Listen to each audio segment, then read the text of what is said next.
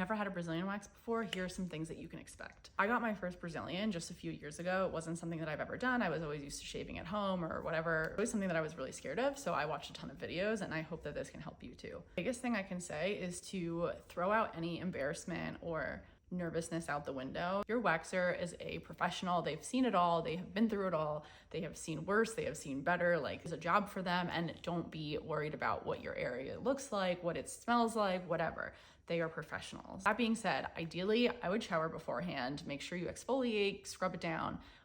You'll feel a lot better about it. Make sure that the hair is about 1/4 of an inch of hair. Like, don't shave beforehand. Make sure you go there with at least a little bit of hair so that the wax can actually stick on it and pull it off. Obviously, if you're going at the end of the day or the middle of the day and you can't shower, baby wipes are a good option, or one of the honey pot wipes. When you get there, you'll be checked in, obviously. You'll go into the waxing room, and then depending on the waxer and your relationship with them, they'll either leave the room while you get unchanged, or they will wait for you standing there.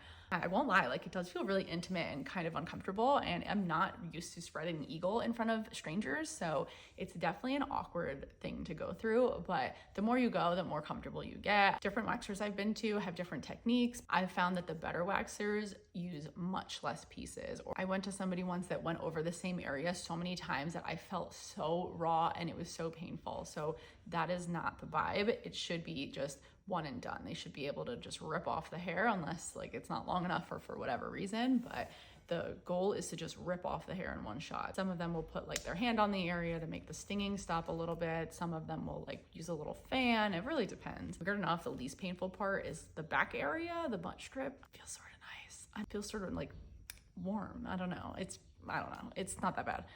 Do the butt strip, you like, again, depends on the waxer, but most of the time I have been in like legged, but like with legs up in the air. So it's pretty fast, you're in and out. Then they'll put like some sort of ingrown serum on you or whatever they have, moisturizer to soothe the area.